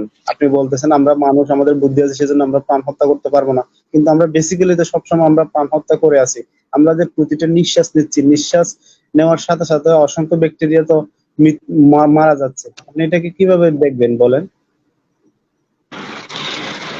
আর একটা জিনিস কি খায়রুদ্দিন ভাই, একটা জিনিস কি আপনার এই যে অন্যান্য পশুরা তো ভাগতে পারে, ভাইগা তাদের জীবন বাঁচাতে পারে, কিন্তু নিরীহ গাছ, হ্যাঁ নিরীহ সবজি, এরা কিন্তু দৌড়ও দিতে পারে না, নিজের বাঁচাতেও পারে না। এই ধরনের নিরীহ গাছপালা উদ্ভিদ গুলো যারা খায় তাদের তো বেশি ডবল শাস্তি হওয়া দরকার আমি মনে করি। যদি ঈশ্বর থেকে থাকে আর সেই যদি ঈশ্বর যদি চায় যে প্রাণী হত্যা কেউ না করুক, তাহলে আমি মনে করি কি যারা পশু পাখি খায় তাদের চাইতে যারা যারা শাকসবজি হত্যা করে তাদের ডবল শাস্তি হওয়া উচিত। আমি মনে করি তাদের ডবল পাপ হওয়া উচিত। কারণ আপনার একটা প্রাণী কিন্তু দৌড় দিতে পারে, একটা গরু কিন্তু দৌড় দিয়ে তার জীবন বাঁচাতে পারে, একটা মুরগি দৌড় দিয়ে তার জীবন বাঁচাতে পারে, কিন্তু নিরীহ গাছ, নিরীহ পটল, নিরীহ আলু, তারপরে নিরীহ নিরীহ এই যে গাজর, নিরীহ মূলা, এরা কিন্তু ভাই খুবই নিরীহ। এরা কিন্তু দৌড় দিতে পারে না, হ্যাঁ এরা কিন্তু দৌড় দিতে পারে না, কথাও বলতে পারে না, এরা কিন্তু খুবই নিরীহ। কিন্তু এদেরকে যারা হত্যা করে, খুন করে যারা খায়, তাদের আমি মনে করি ডবল শাস্তি হওয়া উচিত, পৃথিবীর মধ্যে শাস্তি দেওয়া উচিত ধন্যবাদ দাদা, এদেরকে। আপনি সুন্দর প্রশ্ন করেছেন। অসংখ্য ধন্যবাদ দাদা। আমি আগেও বলেছি যে এই পৃথিবীতে যতগুলা প্রাণী আমরা জেনে হত্যা করব সেগুলো আমাদের পাপ, কিন্তু আমি বলেছি এই পৃথিবীতে, এই বিশ্ব ব্রহ্মাণ্ডে ঈশ্বর যা দান করেছেন আমাদের, এগুলা যদি আমরা ঈশ্বরকে দিয়ে অর্পণ করে আমরা যদি নিজে খাই তাহলে সেগুলা পাপ। ঈশ্বরকে দিয়ে আমরা খাইতেছি। দাদা এখন বিষয়টা হচ্ছে কি, মানে আপনি আস্তে আস্তে লাইনে আসতেছেন। আপনি বলতেছেন ঈশ্বরকে যদি অর্পণ করে যদি আমরা খাবার গুলা বলি দিয়ে খাই তাহলে আমরা খাইতে পারবো, ঠিক আছে? শাকসবজি এটা হত্যা কিন্তু করে, শাকসবজি হত্যা করে ঈশ্বরকে দেওয়া যাবে? আপনার একটা একটা নিরীহ সবজি, নিরীহ আলু, নিরীহ পটল, এদেরকে হত্যা করে আপনি ভগবানকে দেওয়া যাবে? এটা এটা সম্ভব? আপনি খুন খারাপি করলেন, তারপর ঈশ্বরের দিলেন, ওইটা আপনি আপনি হত্যা কইরা জিনিসটা কেন দিবেন ঈশ্বরকে? এইটাই তো সবচেয়ে বড় বাজে জিনিস। আপনি ঈশ্বরকে ভালো জিনিস দেন, আপনি একটা প্রাণী হত্যা করবেন তারপর সেটা আবার ঈশ্বরের দিবেন, তো তো আপনার ঈশ্বরও তো পাপ কইরা ফেলাইলো, আপনার ঈশ্বরও তো হত্যার সাথে এই তো জড়িত হয়ে গেল। এই তো দাদা আপনাকে আমি অন্যায় বললাম যে না, করে এবং যে অন্যায় মনে যে করেন যে সহায়তা করে একটা পেঁপে, সমান অপরাধী, ওটাই একটা হলো। পেঁপে গাছ থেকে যদি আমরা একটা পেঁপে পারি তাহলে কিন্তু তার জীবন টিকি রয়ে গেছে। পেঁপে, একটা আপনি তো আম গাছ পেঁপের থেকে মধ্যে যে আম সীমাবদ্ধ পারি নাই, তার জীবন আপনি টিকি আরে রয়ে আমরা গেছে। পেঁপে না, নিয়ে আমরা আপনি তো কেন পেঁপের পড়ে মধ্যে আছি? সীমাবদ্ধ, পেঁপে পেঁপে না তো না, না, আমরা পেঁপে গাজর নিয়ে কেন পড়ে গাজর আছি? মূলা, পেঁপে, গাজর, মূলো, এগুলো নিয়ে আমরা কেন পড়ে আছি? ফুলকপি, ফুলকপি, এই ফুলকপি, জিনিসগুলো। বাঁধাকপি, হ্যাঁ দাদা ফুলকপি, বাঁধাকপি, এগুলো কি, এই তো এগুলো আমি জীবিত বলেছি থাকে? এগুলা সব। আচ্ছা ঠিক আছে, ঠিক আচ্ছা আছে, দাদা, এই আমরা বিশ্ব আমরা অন্য ব্রহ্মাণ্ডের একটা মালিক কে? প্রশ্নে আমরা বিশ্ব যাই। ব্রহ্মাণ্ডের মালিক কে দাদা? দাদা ভাইরা, বিশ্ব এই যে ব্রহ্মাণ্ডের মালিক কে? আমার মালিক, ঈশ্বর। এই যে আচ্ছা মালিক, আচ্ছা মালিক মালিক হইলে মানে হত্যা করা যাবে, হ্যাঁ মালিকে হালাল করে দিলে হত্যা করা যাবে, মালিকে হারাম করে দিলে হত্যা করা যাবে না, তাহলে তো সে একই হইলো। সেটা আপনার একটা একটা তাহলে একটা তাহলে তো গরু কুরবানি আমাদের করে ধারাতে আপনি আবার একশো, ফিরে আসলেন। তাহলে শুনেন তো ভাই আপনি একটা মুসলিম একটা হয়ে গেলেন ভাই। হ্যাঁ মুসলিম হয়ে ওই গেলেন গা, কথাটা বলে হ্যাঁ তাহলে তো আপনি মুসলিম হয়ে গেলেন ভাই, এ কি? তাহলে মুসলিম হয়ে আপনার গেল। তাহলে আপনার আদর্শ, আপনার বিশ্বাসটা তাহলে আপনার কোথায় থাকলো? আচ্ছা ইব্রাহিম ভাই, আমরা মনে করি এই এই কনভারসেশনটা এখানে রাখা দরকার। আমরা যৌক্তিকতার জি, না, সহিত কথা বলতে ওটাই। চাচ্ছিলাম যে এবং না, এই যে যৌক্তিকতার দাদা মাধ্যমে বললা, আমরা যে দেখাই। দাদা কি ইব্রাহিম বললা ভাই, জানি? আচ্ছা সবাই জি আমরা একসাথে দাদা আমরা কি কথা বললা বলি। জানি? না শুনেন আমি বলি। আচ্ছা দাদা ঠিক কি আছে। বললা জানি? হ্যাঁ, হরিভক্ত ঠাকুর ভাই, খায়রুদ্দিন বাইবার্স ভাইকে আমি একটু মিউট করেছি। খায়রুদ্দিন জি, বাইবার্স কি ভাইয়ের বলেন ওখান থেকে জানি যে আমি কি হয়ে গেছি? না না, আমি বলছি আসলে সবাই দাদা মিলে কি একসাথে জানি বলে বললেন, আমি কি হয়ে গেছি জানি বলেন? বলতেছি ভাই আমি আপনারে, আপনি একটুখানি ধৈর্য ধরেন, একটু ধৈর্য ধরেন। সবাই মিলে একসাথে বলেছি দেখে আপনি বুঝতে পারেন নাই। উনি বললেন এবং আমিও বলেছি, এবং আমার এখানে আরেকজন ভাই বলেছেন যে আপনি তো তাহলে মুসলিম হয়ে গেলেন। কেন এটা মুসলিম হয়ে গেল বলেছে? কারণ আপনি তো তাহলে ইসলামের আইডিওলজিতে, আপনি তাহলে ইসলামের আদর্শে আপনি ফিরে আসলেন, যে যে সৃষ্টিকর্তা কোন জিনিসকে, কোন প্রাণীকে খাওয়ার জন্য হালাল করেছে এবং কোন প্রাণীকে খাওয়ার জন্য হারাম করেছে। তো যেটা হালাল করেছে সেটা খাও, আর যেটা হারাম করেছে সেটাকে খেও না। আপনি তো ওই জায়গাতে ফিরে আসলেন। যাই হোক, ঠিক আছে। তো এই জিনিসটা অনেক আগেই সলভ হয়ে গেছিল। এই এই কথার উত্তরে আপনি চলে এসেছিলেন অনেকক্ষণ আগেই, যখন আমি এসে মনুসংহিতার 5 নম্বর অধ্যায় এবং 32 35 নম্বর শ্লোকটা আমি ওখানে এনেছিলাম। ঠিক আছে ভাই, তো এটা যারা ভিউয়ার্স যারা দেখছে তাদের কাছে এই বিষয়টা স্পষ্ট হয়ে গেছে।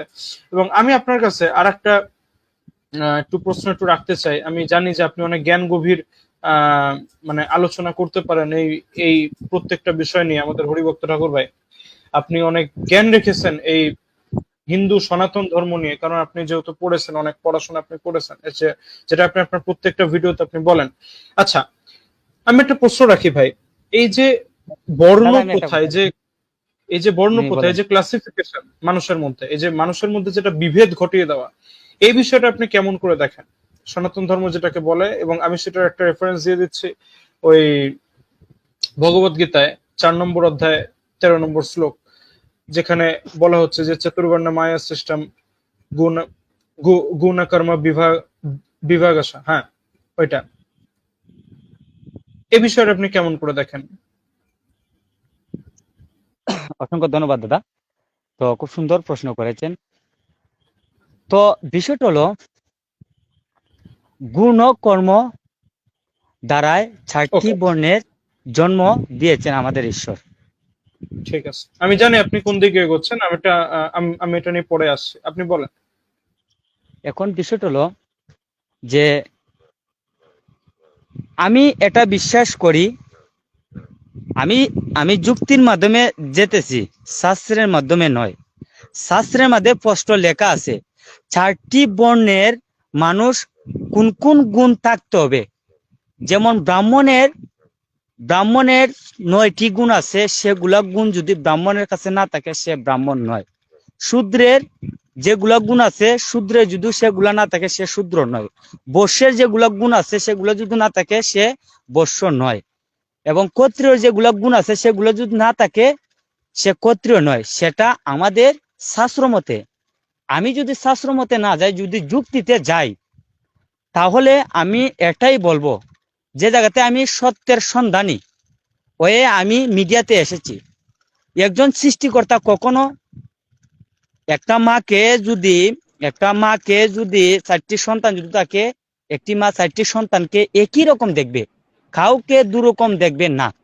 তো আমি এটাই বলবো, আমার সৃষ্টিকর্তা সবাইকে একরকম দেখেছে, সবাইকে একরকম দেখেছে আমার ঠিক সৃষ্টিকর্তা। আছে, এখানে সবাই আমরা মানব জাতি, আমরা জন্ম হোক যথার্থ, কর্ম হোক ভালো, আমরা কেবল মানুষ হব, এটাই। আমরা গুণ হোক কর্ম বিভাগে যে 4টি বর্ণ সৃষ্টি করেছে, এটাকে আমি বিশ্বাস করি না।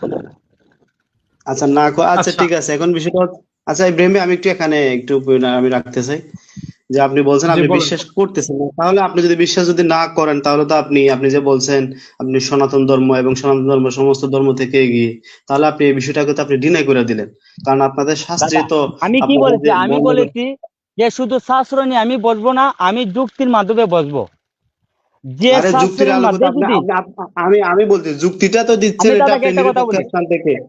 শুনুন আমি দাদা, দাদাকে একটা দাদা কথা আমি আপনার বলছি, কথা আমি বলছি, যুক্তির আমার মাধ্যমে কথাটা শেষ বসবো। হলে কেন আপনি যুক্তির বলেন। মাধ্যমে বসবো দাদা? আমার কথাটা আচ্ছা বুঝেন, আচ্ছা, দাদা আমি হরিদাস বিষয়টা ঠাকুর, দাদা বুঝাই। হরিদাস দা আমাকে একটু দেন, তারপর আমি আপনার কাছে যাচ্ছি। বিষয়টা হচ্ছে কি, আপনি প্রথমে এসে এখানে বলতেছেন কি যে সনাতন ধর্ম হচ্ছে অন্যান্য ধর্ম থেকে সবার থেকে এগিয়ে এবং সবার থেকে শ্রেষ্ঠ। আপনি এই কথাটা বলছেন মানে আপনি সনাতন ধর্মকে রিপ্রেজেন্ট করতে আসছেন, তার পক্ষে কথা বলতে আসছেন, ঠিক আছে? যখনই আমরা বিভিন্ন পয়েন্ট উত্থাপন করে আপনার সনাতন ধর্ম থেকে আপনাকে প্রশ্ন করতেছি, আপনি ওই বিষয়টাকে ডিনাই করে দিচ্ছেন, যে আপনি বলতেছেন আমি জাতপাতকে আমি এটা মানি না, জন্মগত যে জাতপাত আছে এটা মানি না। যদি এটা যদি না মানেন, তাহলে তো আপনি আপনাদের শাস্ত্র আপনাদের ধর্মের কথাকে আপনি ডিনে করলেন। আর যদি আপনাদের ধর্ম কথাকে যদি ডিনে করেন, শাস্ত্র কথাকে যদি ডিনে করেন, তাহলে আপনি কিভাবে সনাতন ধর্মের অনুসারী হতে পারেন? আমাকে এই প্রশ্নটা জবাবটা দেন। আপনি যদি চান আমি আপনাদের শাস্ত্র থেকে দেখাবো, আপনাদের শাস্ত্রে স্পষ্ট ভাবে কি বর্ণবাদ হচ্ছে জন্মগত ভাবে, আমি স্পষ্ট ভাবে রেফারেন্স দিয়ে প্রতিটা পয়েন্ট উত্থাপন করে আপনাকে বলবো, আপনি যদি চান।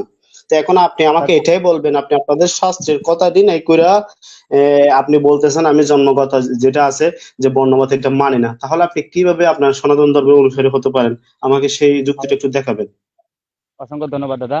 আমার একটাই কথা থাকবে, আমি আবারও বলছি, আমি যদি লাইভ বা ডিবেট কারোর সাথে বলি, শুধু শাস্ত্র নিয়ে বলবো না, আমি যুক্তির মাধ্যমে বলবো। কারণ এই পৃথিবীতে যা কিছু আমাদের শাস্ত্রগুলো এসেছে, বা আপনাদের কিতাবগুলা, যা আপনাদের কোরআন বা আমাদের বেদ গীতা যা কিছু এসেছে, সেগুলো যদি ভগবানের মুখশ্রুতি বাণী হয়ে থাকে, লিপিবদ্ধ করেছে মানুষরা, তা ঠিক নেই। দাদা তা ঠিক নেই, যা কিছু লিপিবদ্ধ হয়েছে সেগুলা মানুষ করেছে, সেগুলো কম্পিউটার দ্বারা মানুষ করেছে নি। এখন আমি আপনার মুখ আচ্ছা থেকে জানতে চাচ্ছি, এখন আমি আপনার মুখ থেকে জানতে চাচ্ছি, আপনি কি সনাতন ধর্ম বলি, আপনি কি হিন্দু ধর্মকে বিলিভ করেন বা সনাতন ধর্মকে বিলিভ করেন? দাদা আমার কথা শুনেন, আমার কথা হলো, আমি যদি একটা শাস্ত্রের মধ্যে যা আছে তাই আমাকে মানতে হবে। সেটা যদি আমার যুক্তির মাধ্যমে বা 10 জনকে নিয়ে আমি বসবো, সেটা যদি যুক্তির মাধ্যমে পড়ে না, তাহলে এটা আমি কিভাবে মানবো?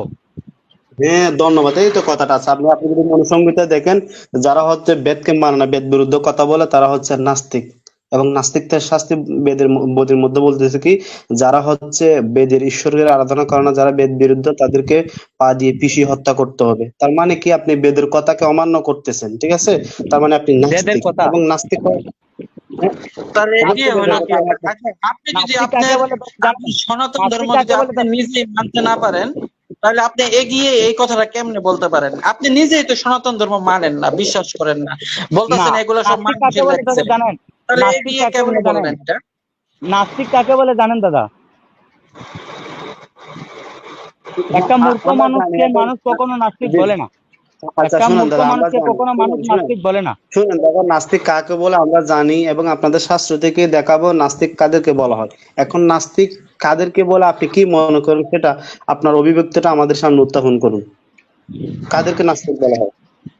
দাদা শুনেন, যখন একটি শিক্ষিত মানুষ তার নিজ ধর্ম সম্পর্কে জানার অনুপ্রাণিত হয়, সে শাস্ত্রগুলো অধ্যয়ন করে, নিজে জানার চেষ্টা করে দেখে কোনগুলা সত্য কোনগুলা মিথ্যে, হ্যাঁ, সেটা থেকে নিজ বিরত থাকে এবং 10 জনকে বিরত রাখার চেষ্টা করে, আর এই মানুষটাকে সমাজে নাস্তিক করে।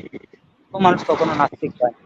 আপনারা বলছেন যে 4টি বর্ণের কথা, আমি বলছি যে আমার শাস্ত্রের মধ্যে যদি একটা শ্লোক থাকে, একটা মন্ত্র থাকে, সেটা যদি আমার যুক্তির মাধ্যমে বা 10 জনকে নিয়ে বসে যদি যুক্তির মাধ্যমে যদি মানে এটা অ্যাকসেপ্ট করা যায় না, তাহলে সে শ্লোক আমি মানি না। কেন মানি না?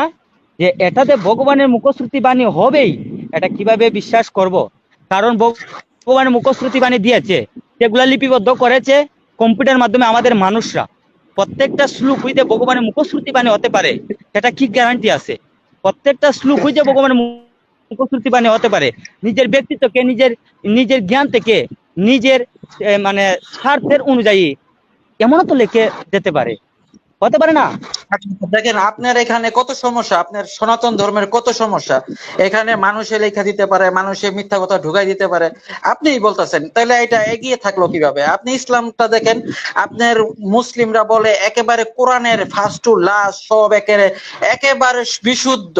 এটা মুহাম্মদ সাল্লাল্লাহু আলাইহি ওয়াসাল্লাম থেকে শুরু করে এখন পর্যন্ত এটার মধ্যে কোনো রকমের কোনো কিছু ঢুকে নাই, কেউ কিছু ঢুকাইতে পারে নাই, কারণ আমরা এটা মুখস্থ করে রাখছি। পৃথিবীর যে কোনো মানুষ, সে হোক বা আরবীয়, তার ভাষা যদি আরবের হয়, তারপর তার ভাষা যদি চাইনিজ হয়, তার ভাষা যদি হিন্দি হয়, তার ভাষা যদি বাংলা হয়, সে নিজেও আপনার 7 বছরের ছেলে পর্যন্ত, 7 বছর বয়সী একটা শিশু পর্যন্ত কোরআন মুখস্থ করে রাখছে। তো এই জন্য কি হয় জানেন, আপনার কোরআনটা কেউ বিকৃত করতে পারে না। এই জন্য দেখেন ইসলামটা এগিয়ে আপনি বলতে পারেন, আপনি লজিক অনুযায়ী ইসলাম ধর্মটাই হচ্ছে সবচেয়ে এগিয়ে।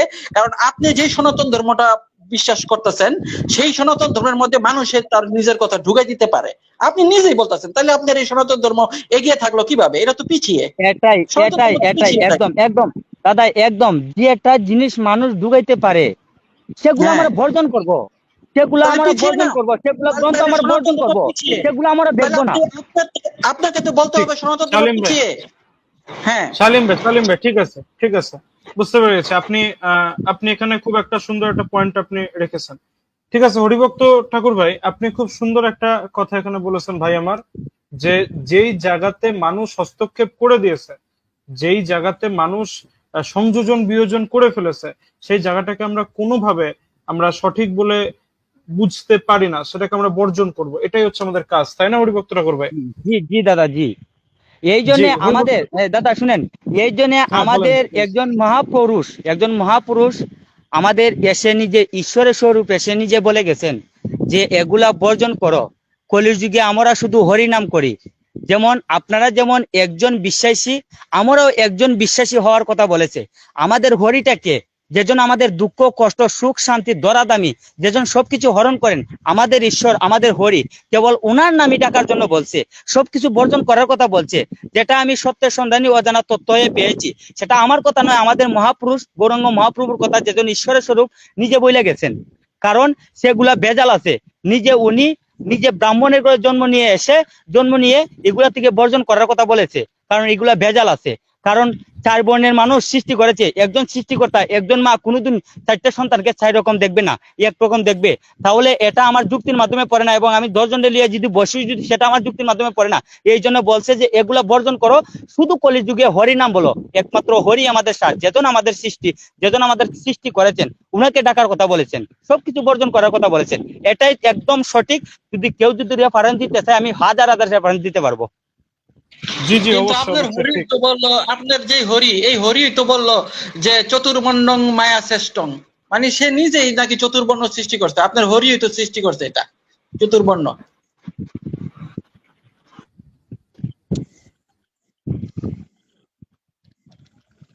জি দাদা বলেন। আচ্ছা হরিদাস দাদা, হ্যাঁ, আপনাকে যে হরিভক্ত আমাদের ঠাকুর ভাই, শালীন ভাই দাদা বলছে আমি কি, একটা কথা বলি। হুম,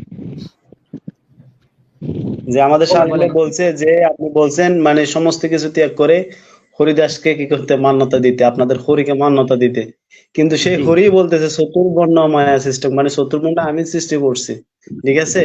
তো এবং তো- তো এখন আপনি যার কথায় মানবেন, যাকে অনুসরণ করবেন, সে যখন এই কথাটা বলতেছে, তা আপনি তার কথার পক্ষে কিভাবে থাকবেন, তার কথার উপরে উপরে কিভাবে থাকতে পারবেন আমাকে দাদা, বলেন। আমি আপনাকে একটা কথা বলেছি, যে শাস্ত্রের মধ্যে এই কথা আছে আর সেটা মানতে হবে। এটা ভগবানের মুখশ্রুতি বাণী আছে, এটা কি গ্যারান্টি আছে? যেমন মনে করেন যে কম্পিউটার টাইপিং, এই কম্পিউটার টাইপিং আমরা মানুষ করতেছি, কথা ঠিক নেই, কম্পিউটার টাইপিং এগুলা বুঝতে খারাপ পেরে গেছি, করতেছে। বুঝতে পেরে গেছি। হরিভক্ত ঠাকুর ভাই, আচ্ছা আচ্ছা কে দাদা, করলো এটা? আচ্ছা দাদা, এটা কি তাহলে হচ্ছে? তাহলে আমরা দাদা আমরা এই বিষয়ে তাহলে আমরা আর সামনে না বাড়াই, কারণ আপনি স্বীকার করে ফেলছেন যে যে বর্ণবাদের যে ভয়াবহতাটা আছে, সেটা হচ্ছে মানুষের লিখে ফেলছে। এখন যে ধর্মটা, যে জি রিলিজনটা মানুষের লিখা, মানুষের হাত ঢুকে গেছে, এটা কখনো ঈশ্বরের ধর্মগ্রন্থ হতে পারে না, ঈশ্বরের বাণী হতে পারে না। তো এটা শ্রেষ্ঠও হতে পারে না, এটা সবার আগেও হতে পারে না। এটা এটাকে হচ্ছে, বর্জন করতে হবে, ঠিক। হ্যাঁ, এটা ওকে বর্জন করতে, এটা হচ্ছে মেইন পয়েন্ট। তা আমি এখানে আমাদের যে এক্স হিন্দু ইব্রাহিম আনসারি ভাইকে আমি একটু অনুরোধ জানাবো, আমাদের এখানে 2 জন ভাই যুক্ত আছে, একজন নবাব আর একজন হচ্ছে সালমান ইব্রাহিম, ওনাদের সাথে যদি একটু জি, আমি আমি আমি আমাদের নবাব ভাই এবং সালমান ইব্রাহিম ভাইয়ের কাছে আসছি। তার আগে একটা লাইন, জাস্ট আমি একটা লাইনে আমি আমি এটা শেষ করে দিচ্ছি। শেষ করে দাদা আমি ওনাদের দুজনের, আপনাদেরকে সবাই বলি, আজকে লাইভটা এসেছিলাম মানে কিছু আলাপ করার জন্য, প্রায় 1 ঘন্টা 20 মিনিট আমি একাই আপনাদের সাথে লাইভে আসি এতক্ষণ। যতক্ষণ আপনারা বলছেন ততক্ষণ সময় দিয়েছি, কিন্তু মানে বিশ্বাস করেন আমার ফোনের মধ্যে মোটেই 3% চার্জ আসছে। হ্যাঁ, তো আচ্ছা আজকে আচ্ছা আমি আচ্ছা। চাইছি যে লাইভটা আর মানে বেশি দেরি না হওয়ার জন্য আমি আপনাদেরকে কালকে আবার আমার নিজের পেজে আপনাদেরকে আমন্ত্রণ দিলাম।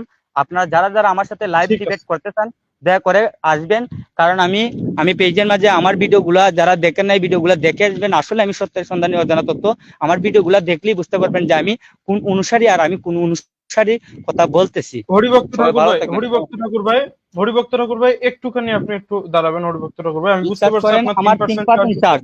আমি আপনাকে জি জি মনে জি, আপনার স্ক্রিনশট দিয়ে 3% চার্জ।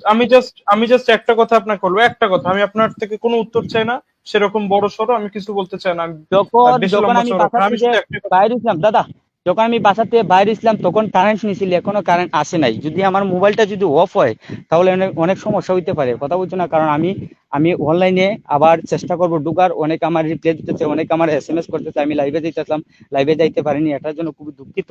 আমি আপনাদেরকে দয়া করে বলছি, কালকে আপনাদের সবাইকে আমি আমন্ত্রণ দিলাম আমার পেজ থেকে, আমার পেজে আপনাদেরকে নিয়ে আমি ডিবেট অবশ্যই যাব, করবো। অবশ্যই আর যাব জাস্ট হরিভক্ত ঠাকুর আজকে ভাই। যেভাবে আমরা যে ফ্রেন্ড হিসাবে আমাদের ফ্রেন্ড হিসাবে একে অপরে পরিচিত হব, আমরা কথা বলবো, ঠিক আছে?